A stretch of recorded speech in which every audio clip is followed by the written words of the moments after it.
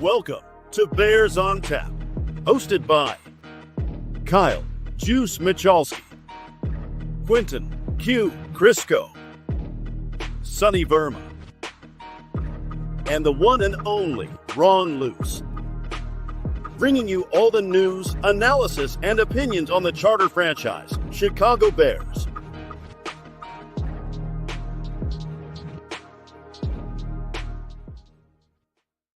And welcome back to another episode of Bears on Tap. My name is Quentin Crisco. I'm joined by Sonny Verma here. Sonny, how are you doing tonight? I'm doing good. Week 4 done. Hard Knocks, and looking forward to talking about it. Yeah, so just a quick rundown before we get into the episode. We're going to run through a few notes from the episode here, our favorite moment, our biggest surprise, and something that we wanted to see more of. And then we might throw in a few other key points that we kind of saw throughout the episode. And then we're going to kick into the 53-man roster and our discussion around that.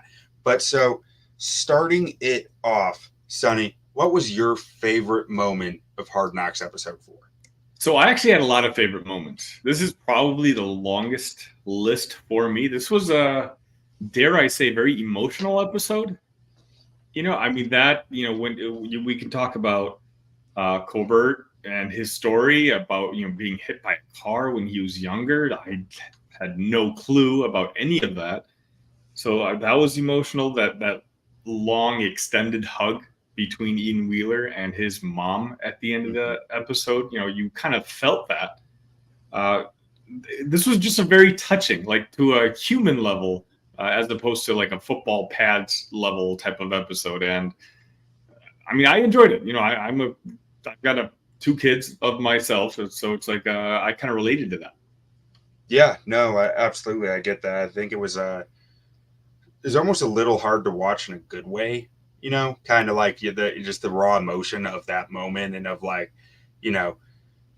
players fought from undrafted free agent out of HBCU to the point where it feels like he has a real shot to get on the roster just to go down like that and miss, a full year here when he is putting off something like becoming a doctor, Right. It's not, and not to say, if it was a different profession, it would be lesser, but like he has a long path ahead of him to get to one of his other major goals in life.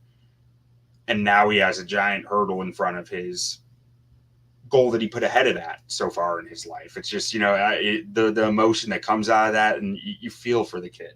For me, my favorite moment was the end with Ian Wheeler, where Ryan Poles is sitting down, talking to him about, what are the next steps here, how this is going to work after he tore his ACL in that preseason game. And just the genuine nature of Poles' voice, his facial expressions, you could tell that he felt it with Ian Wheeler to an extent. And I really do think that he feels it, because if I remember correctly, Ryan Poles had an injury his last season at Boston College that knocked him off track, and he never got back onto the draftable track, and then was a UDFA invite into camp, but was not quite the same football player anymore.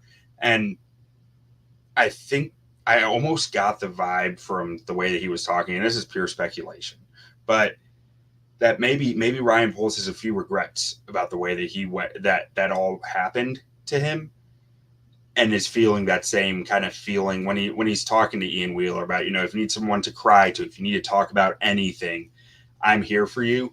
But don't be the guy who checks out mentally when you're on IR, because you never get that same edge back. And it's also one of those where you really see the benefit of the guy being in charge have played before. Like he's speaking on levels where, previous administrations, previous GMs may not be able to speak from experience, kind of the piggybacking of, what you're saying. He's dealt with injuries before. He's seen it maybe firsthand himself, or maybe he's seen other teammates go through injuries, the mental checkout, whatnot.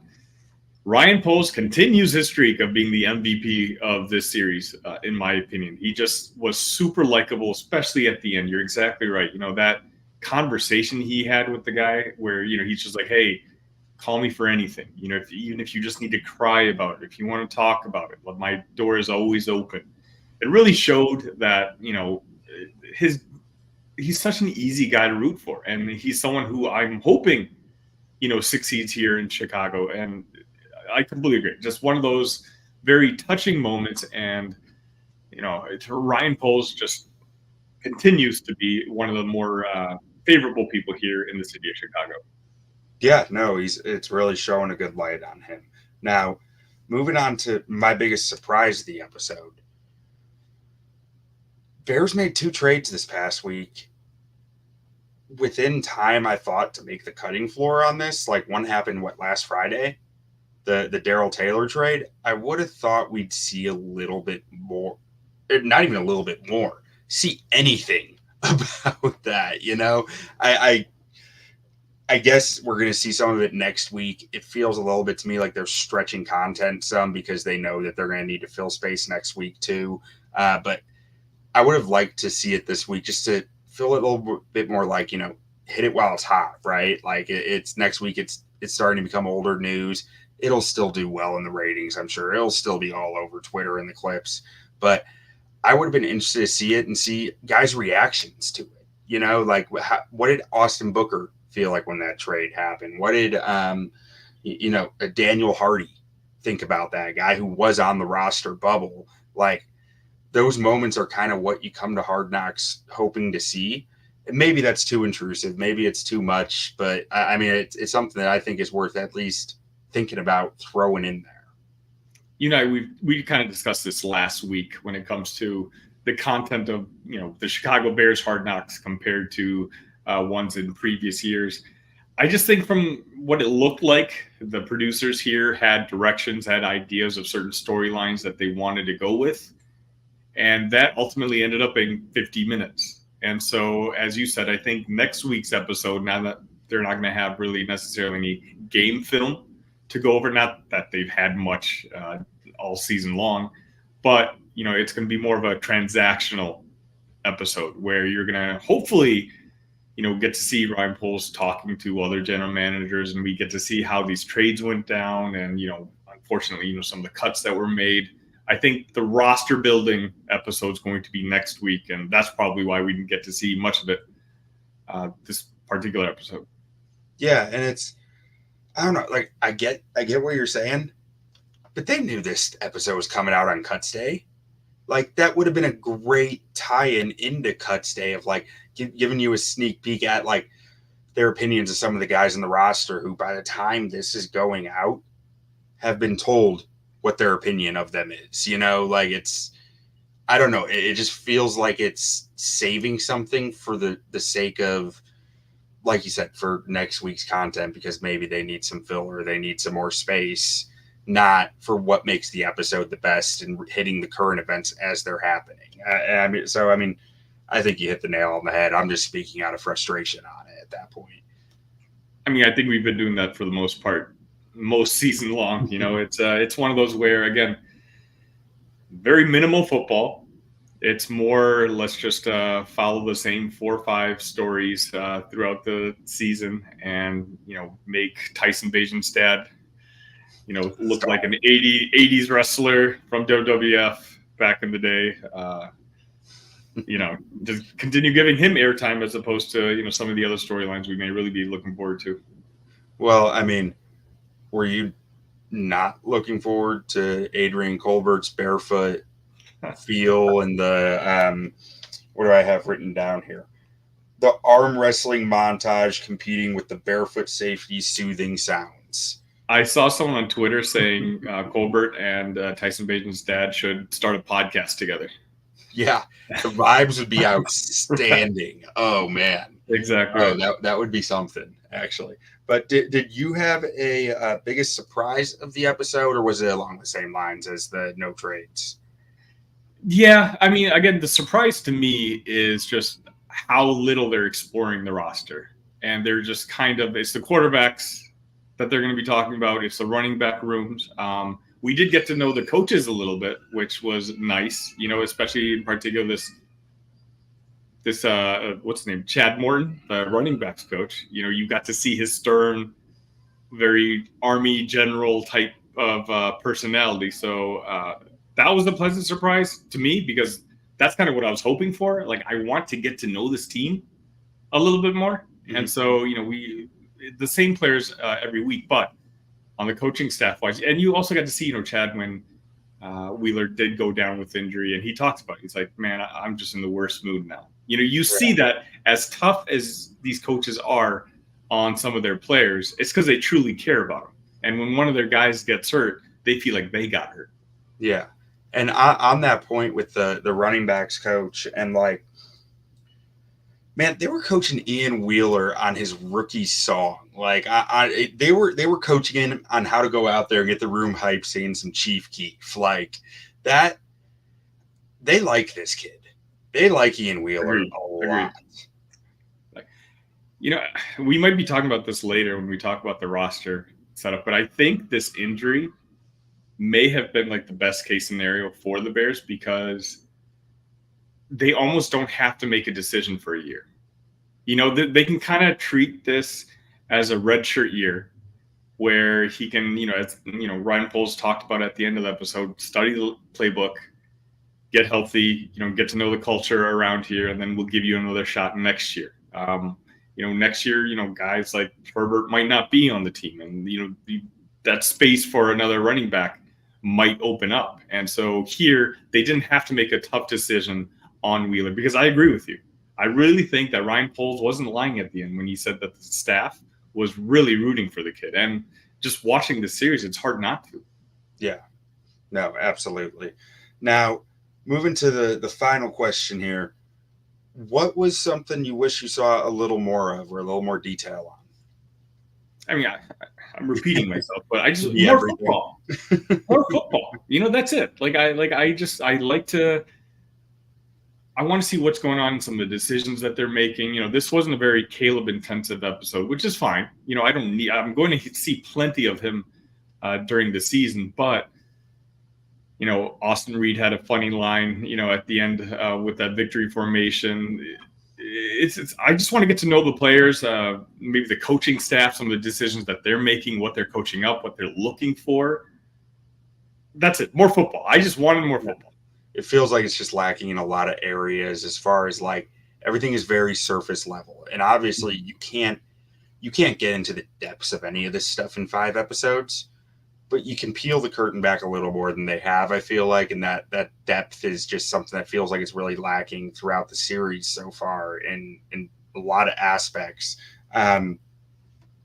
Especially, do you remember something kind of big that happened in practice last week? The fight?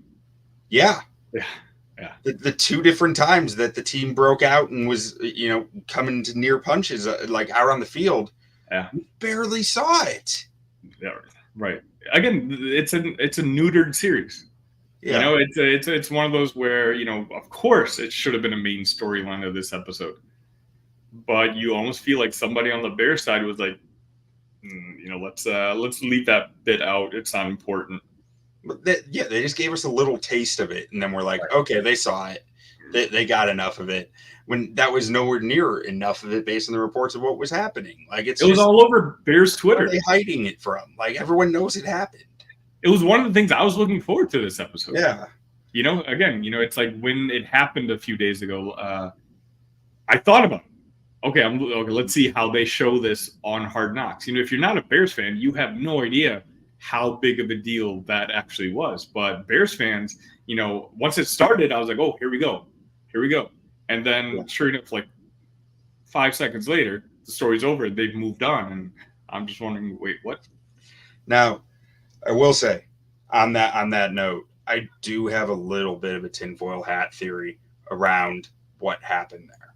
And I'm not saying this is fact. This is wild speculation on my part. I'm here for it. But this whole show, the coaches have been telling Ian Wheeler to get his pad level down and run through people. And all of a sudden in one of the final practices, Javon Dexter happens to hit him hard and high when he's running high. And then the coaches, when he comes back to the sidelines, coaches aren't upset about what the defense did. Coaches are telling Ian Wheeler he's running too tall and to get those pads down. And then the next play that we see, he lowers those pads, drops the shoulder into the safety. They see how he responded to the physicality, which is something that if I'm just saying, if I'm the coaches and I'm between running back 1 or running back 2, I think running back 2 might not have enough dog in him. I might ask the defensive player, hey, go hit him high and see how he reacts. You're actually thinking like a coach here. I think this is the second week in a row where you're like, you make a point that I'm not smart enough to think of, but now you got me pondering. You're right. This could have been one of those, hey, let's see what this kid really has in him, whether he's ready. And I mean, we know the Bears got penalized last year for having too physical of OTAs. It's not like this coaching staff has been afraid of physicality in practices. But tinfoil hat theory, that time's over. Was there anything else about the episode that really stuck with you, Sonny? No, again, as much as I'm complaining about the lack of football, I said this earlier, I did enjoy the humanistic type of stories. I didn't know anything about this Colbert story. And, now, unfortunately we got the news today that he didn't make the roster. I probably never would have learned about it. And so to see that, just to see the contrasting, personalities, again, they kind of played along with it, showing Colbert and then Tyson Bagent's dad. This was a very touchy-feely episode. Again, not exactly what I wanted, but at the same time, I enjoyed it in a different way. Yeah, I mean, there were moments to enjoy, absolutely, but it was definitely more on the emotional side from the player perspective there. Now, for me, there were a few more notes I had here that I wanted to touch on. The first one, we finally got some offensive line. It was small. It was quick. Right. If you blinked, you might have missed it. Yeah. But we got a little bit, and I love the Miller time. Yeah. The Miller time sign in the offensive line room, that's beautiful. That's exactly what should be there. And then the funny story about who was it? What was his name? The offensive lineman who got hurt in week 1 of the preseason. Bidet? The Canadian Eagle. The Canadian Eagle. Yeah. Going to the store. He's supposed to get dude wipes. Theo, right? Yeah, Theo Bidet. Yeah. That we got it. Supposed to get dude wipes, presumed for, using the restroom, and comes back with Clorox wipes instead, which is just, he's never going to hear the end of that. That's glorious. I love that. That's why we need more offensive line content, because that's what we get. And I didn't even understand his response. He's like, I knew what I was going to the store for, and I just thought this was an alternative or something along those lines. And I'm just like, you really are an offensive lineman. You were put on this earth to play football. Yes, absolutely. And then one quick note towards the end, after Velus Jones had one of his big runs in the preseason game, you see Flus congratulating him, but then right after goes up to the coach and says, coaching did that. Building up his coaches. And that's something that is so important to see from me, from a head coach, that they're in it for building the environment, building the guys below them, building the guys into better coaches, better players, better everything. And not, I did that. Yeah. He did that. That's something that I think you do get with Flus. And I think it doesn't get thought about enough with a head coaching position. Like there was a book about the Rex Ryan Jets called Collision Low Crossers. That was really well done. Author who followed one of those final year Jets teams once they started actually kind of struggling through the entire season. And my main takeaway from that book was, man, and not that Rex Ryan is what you should strive to be, but my main takeaway was Rex Ryan really built his coaches up to be better coaches, to progress in this league. It wasn't about Rex Ryan. It was about his coaches so much more often than that. As hard as that might be to believe with Rex Ryan, but that's something that I kind of see Flus doing that, I didn't necessarily see with Matt Nagy before him, or like some of the guys before him. Probably, I mean, John Fox, you probably saw more of it, but also John Fox, I think, kind of was just relying on his other coaches to do a lot and was just kind of there. But something that I really like to see from Flus. And then my last note, my wife asked if she could be featured on this episode because she thinks that that Liev Schreiber sounds like a nature documentary narrator. And I can see where she's coming from. Like, people love him, but I also see that point. No, I just thought of another point. I was actually surprised at the beginning of the episode when Kerry Joseph was complimenting Caleb Williams, his play in the previous game. They kind of followed that up with kind of talking down on Rome Odunze and saying, no, his awareness, like it should have been higher. Like, he's got to know where he's at. I'm glad to see it. I like to see it. That's what I want to see more of. But that scene just seems so out of place in this series from everything else that we've watched this for the 4 weeks now. And so I remember like watching that. I was like, oh, where'd that come from?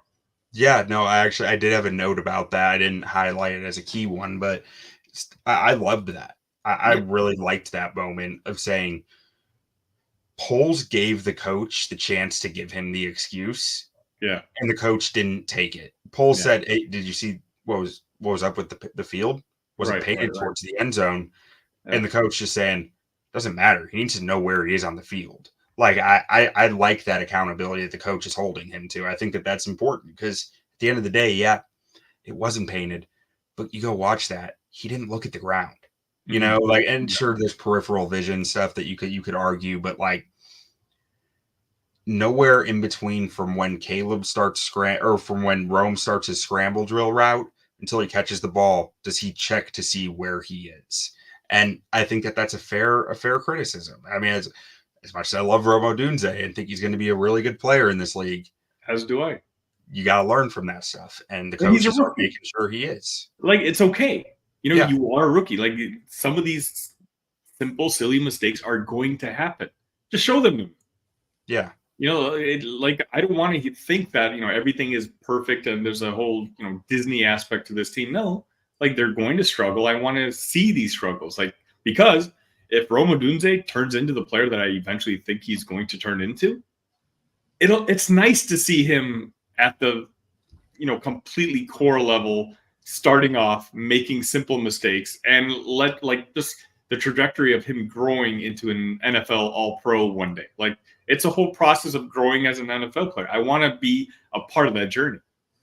Yeah, I mean, hey, Odunze didn't get to Washington and just be an incredible football player. He had to work at his game when he got there. It took him till his second year, I believe, before he started to break out.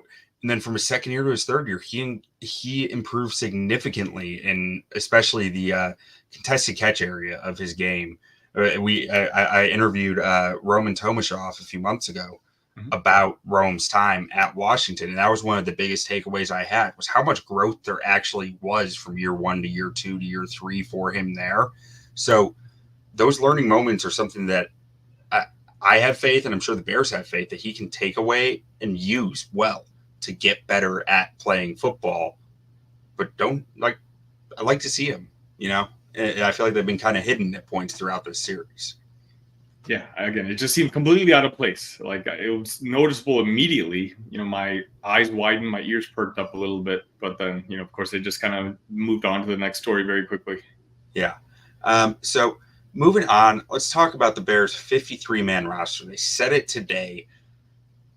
Now, one of the important things to remember with this, there are changes coming. Like, one thing was they cut Kari Blasingame. Kari Blasingame was going to be on this roster. They cut him with the intention of re-signing him, but they needed to hold him on the roster to get a few guys to IR first. Because if there's something weird with the IR rules, they need to keep a guy for a day on the active roster before they can actually put him on IR.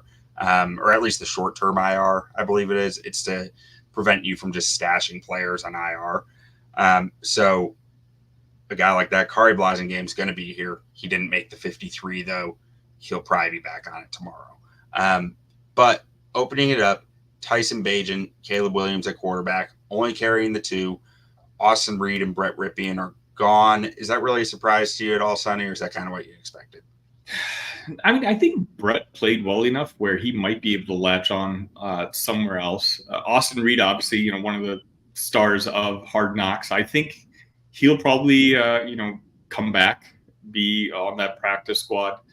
Going with two, I think I wasn't too surprised by that. I think Tyson's just been incredible this preseason, in particular that Chiefs game. He played really, really well. That I think Kerry Joseph, Eberflus, they really like the two quarterbacks that they have going in. Yeah, I think so too. And then looking at running backs, they're carrying 4, not including Bayless Jones. He's technically listed as a wide receiver still. So they got Khalil Herbert, Travis Homer, Roshan Johnson, and DeAndre Swift. And I came away between this past that episode of Hard Knocks and looking at this roster. I mean, I don't think there's any way they were going to move on from Herbert. He's just too explosive. That's too hard to replace within your offense. He's proven every year he's been in the league, when he's healthy, he is as explosive a back as they get. And then Roshan Johnson, you just drafted him last year in, I believe, the 3rd round, or maybe it was the 4th, something around there. And you're not going to release that guy. DeAndre Swift, you just paid. But Travis Homer, guy we haven't seen at all on Hard Knocks, a guy who we've seen very little of in the preseason.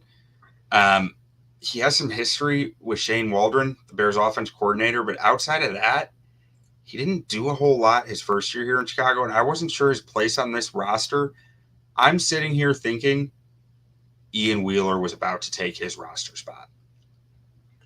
Yeah, I'm not going to disagree with you, especially the impressions that, Ryan Poles gave at the end of the episode. But, again, it's I think it may have worked out for everyone involved.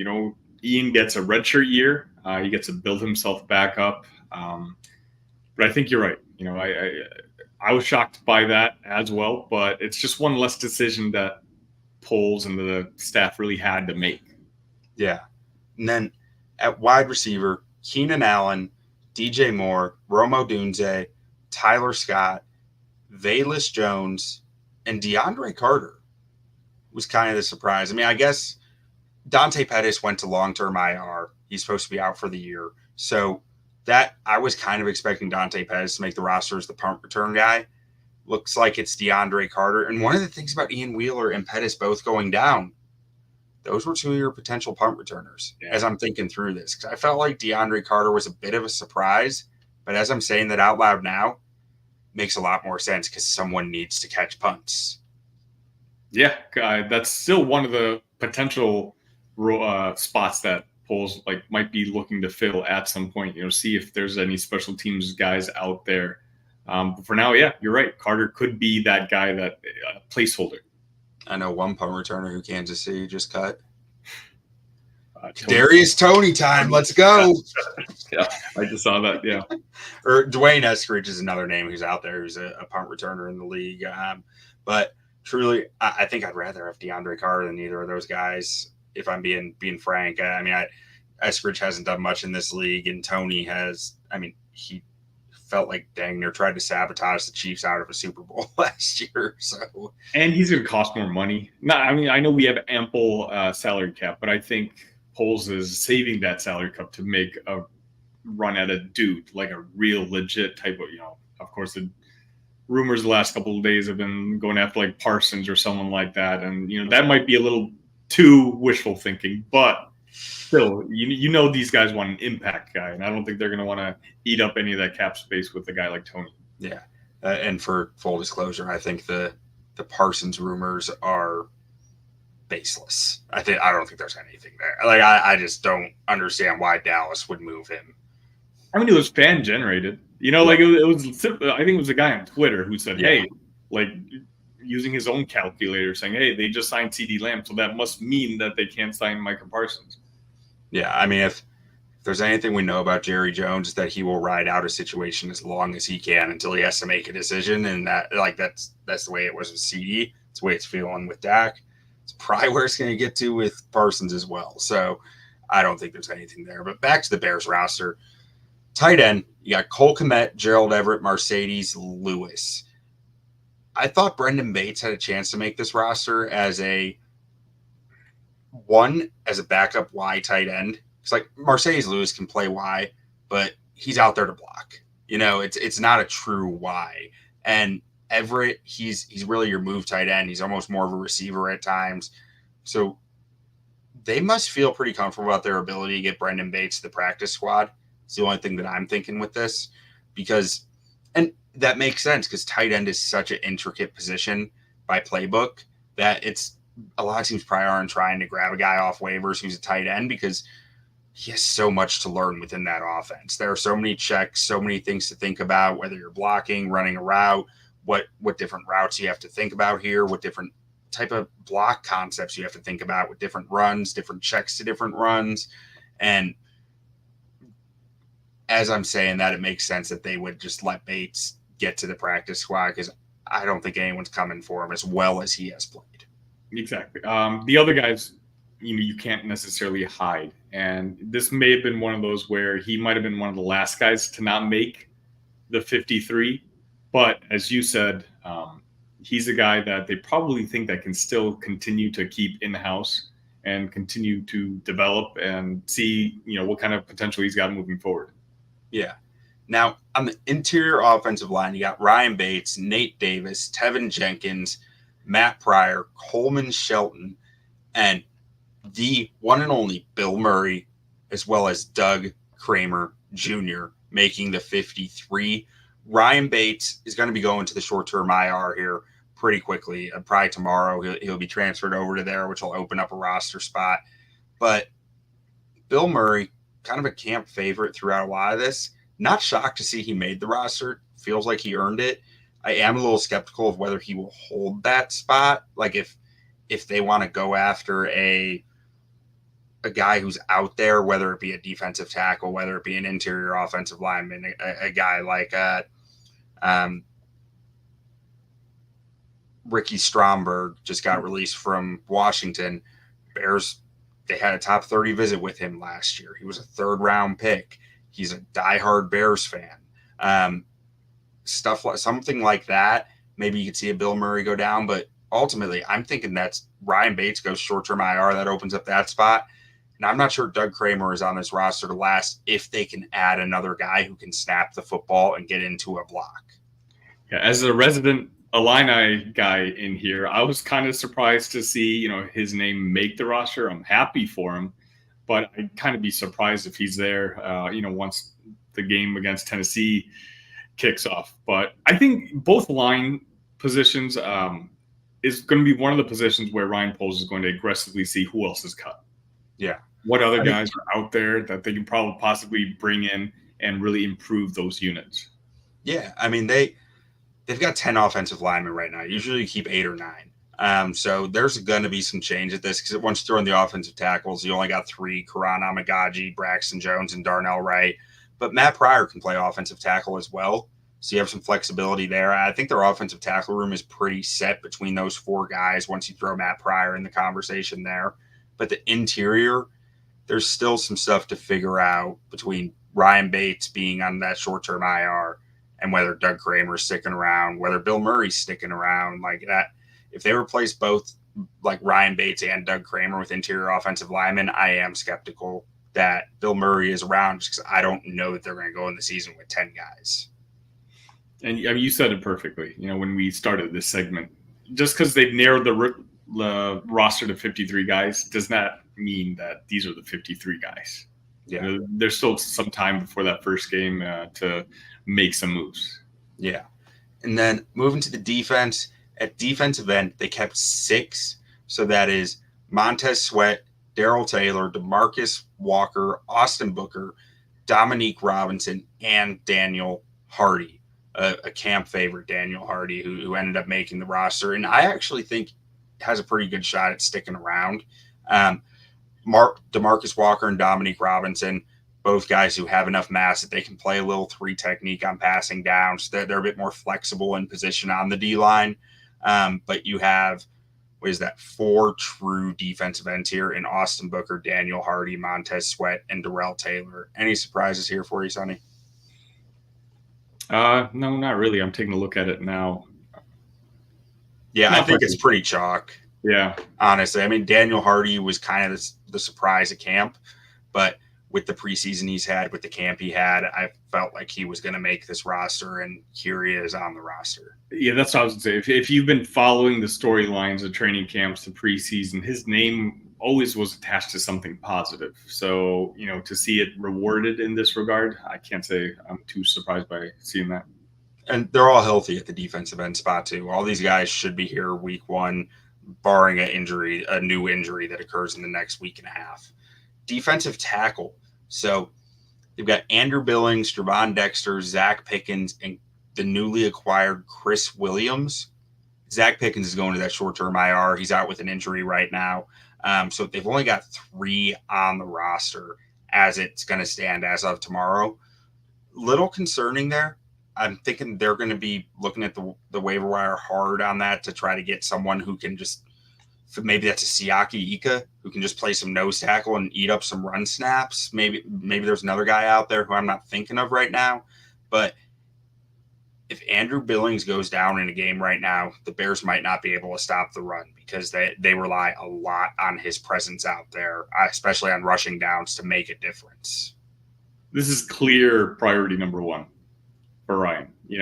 He's not sleeping tonight. That's whole staff is going to be going through tape, of some of these guys who didn't make the 53 rosters on some other teams, and, making some phone calls, try to bring someone in. You're right. Like, I think this is one of the gaping holes, and we're just so vulnerable there that I'd be hard pressed to think that something isn't done with that position. Yeah.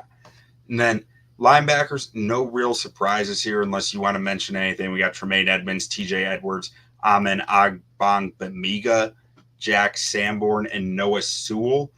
I'm not quite sure what's going to happen with Sewell. I don't think he's practiced a lot so far. He might be a short-term IR guy or something, or maybe he's just going to make the roster and he's been a little banged up and hasn't been available for practices. But moving past linebackers, I don't think there's a lot to talk about there. Cornerbacks, you got the starters in Kyler Gordon, Jalen Johnson, and Tyreek Stevenson, Terrell Smith behind them, and then Jalen Jones and Josh Blackwell making the roster here. Josh Blackwell, I think, was always your backup nickel. I've seen some stuff about Stroman potentially having been your backup nickel, but Stroman only played 6 preseason snaps in the nickel. Blackwell played 30-something nickel snaps. So I think it was between Blackwell and Reddy Stewart for that backup nickel spot, because Stewart also played 40-something nickel snaps in the preseason. Blackwell won the spot. I don't think you're keeping 2 backup nickels, so that's why Stewart was out, I believe. Jalen Jones was the other outside guy. I was between him and Stroman, I think, on the outside. And Jalen Jones, I've always thought, has shown a little more, but it's really limited snaps, so it's tough to tell. But what did you think of the cornerback room?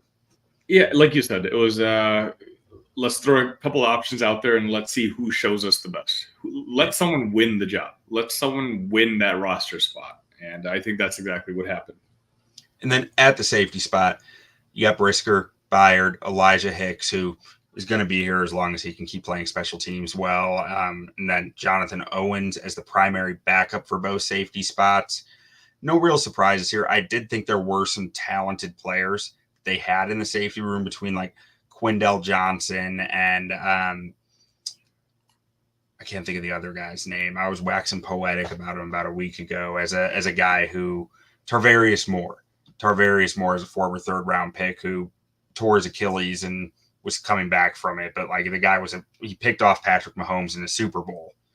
So I thought he had a chance to make this roster as long as he was getting back to health, but he did not. Keeping 4 here. I thought 5 might have been possible, but I knew it was a stretch. What do you think of the safety room here? I guess I wasn't really following the safety room as much. The guys that they picked, I'm kind of okay with. Yeah, it was pretty chalk. I mean, really, yeah. I was stretching it a little bit by saying, maybe Tarvarius Moore. you look at Tarvarius Moore's RAS score, and then you realize that he was starting for the Chiefs when they wanted, or starting against the Chiefs when he was in San Francisco in 2019, I believe it was, and picked off Pat Mahomes in a Super Bowl. You're just like, this dude could play. It's just a question of whether his athleticism is back to where it was or if it will never be there again. And I don't think we really got a clear answer on that. I know he was one of the last guys let go, I believe, or one of the last guys that was made public that they let go. Mm-hmm. So I do think he made it tough, but like at the end of the day, you just don't need that many safeties, especially with the new kickoff rules. Yeah, I mean, safety is just unfortunately one of those positions where you once you have your guys, and then when it comes to depth, you kind of need it more so on some of the other positions. And so if you're kind of borderline to make it, if you're playing one of the other more valuable positions, that you kind of have a leg up. Yeah, and then the specialists, we got Cairo Santos, Patrick Scales, and Torrey Taylor. Patrick Scales is actually going to the short-term IR. The Bears, they're on the hunt for a long snapper right now. They need a new guy. That's always concerning to me when you're coming to this stage of camp, needing a new long snapper. I believe he's expected back within the first or after the first 4 weeks. So hopefully they can get a guy who can just plug in and be fine right there. Heck, maybe it's going to be Cameron Lyons, who they had in camp. But that Scales is the reason why they cut Blasingame, was to be able to get Scales, because they thought if they waived him, he might go, like another team might grab him, or I guess he would be contract terminated because he would be a free agent instantly and someone might offer him more money or something. But if they held on to him for a day, they could stash him on that short-term IR and bring Blasingame back. They thought the odds of another team giving Blasingame significantly more money versus Scales was worth the risk. Mm-hmm. Yeah, again, this is just one of those. I'm sure we'll probably hear something tomorrow. So-and-so's been invited to camp, and we'll probably see something about it on next week's Hard Knocks. Because again, this is the type of position that you don't really think about much, but it's so incredibly important. Yeah, and then just a quick look at the long-term injured reserve. Larry Borum's already on short-term.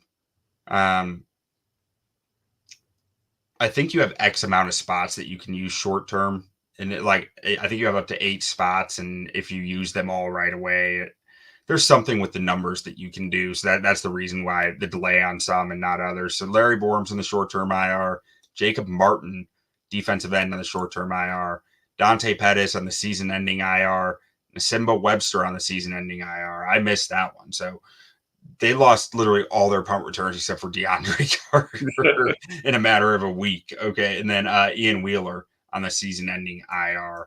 And that is your initial 53. Going to have quite a few changes over the next few days, I'm sure. I know I'm personally hoping to see them go sign Ricky Stromberg, but to be determined. I mean, there are some injury things there that you got to be a little worried about, but considering their interest in him, and the only speculation I've seen as to what his knee injury was a torn MCL, which you wouldn't think would be a major long-standing issue for a guy, even surgically repaired. Sure, maybe for Derrick Rose it was, but for an offensive lineman, I don't think it will it ever be. Not too soon. For an offensive lineman, I think it's something that he should be able to recover from based on people I've talked to, but who knows? Maybe the surgery went bad. Maybe something happened. It's weird that the Commanders cut him after just 1 year after being a 3rd-round pick. Completely new regime, though. Sometimes weird things happen like that. All I know is if I'm Ryan Poles, I'm on the phone with his agent, finding out what happened and trying to get him in the building. Exactly. I think if he is okay, I think, as you kind of alluded to earlier, he was a Bears fan. If Ryan Poles wants him, I think we can get him. So now it's all about digging into those medical reports, trying to find out why the Commanders made the decision so quickly, like you just mentioned. But I have a hunch that he's probably one of the names that you and I are going to be talking about next week, once some of these roster changes finally occur. And, I mean, there is a chance the Bears can't even get him because he's on waivers right now. And the Bears are currently, let's see, 9th on the waiver list. So if the Panthers, the Patriots, the Cardinals, the Chargers, the Giants, the Titans, or the Falcons decide to pick up waivers on him, the Bears don't even get a chance at him. But I don't know. You don't see that many guys get waiver claimed and be success stories. So it ends up being like a weird thing. Like, NFL teams don't usually cut guys who are going to be fine like this, especially 3rd-round picks who are going to be fine from an injury. So it's just an odd situation. But either way, Sonny, any final thoughts on Hard Knocks, on the roster, or you think we're good to wrap this thing? No, I think we're good. I am looking forward to the final episode next week, seeing these cuts. It's always hard to see because you kind of get to know some of these players, and it's the quarterback one's going to be interesting for me. Like, when they tell Austin and when they tell Brett, that they're not on the roster, just because those two seem to have had such a presence on the first 4 episodes. So, and like we talked about earlier, hopefully we get a little more glimpse into the transactions, the trades that were going on in the background, everything that we watch Hard Knocks for. Yeah. I mean, heck, if I'm being honest, they can just play Daryl Taylor's press conference that's probably on YouTube and all he had. Just like it's a little flavor, it's a little spice out there. Like that dude, he had the crazy eyes during the press conference. Like that might be a little flavor to add to Hard Knocks. I'm sure there was no cussing, I would hope. I haven't watched the press conference. But either way, that's all we got for you guys. Thank you for listening. Thank you for watching. Make sure to go check out all our Chicago sports content over at ontapsportsnet.com. And Sonny, why don't we get out here with a bear down? Bear down. Bear down.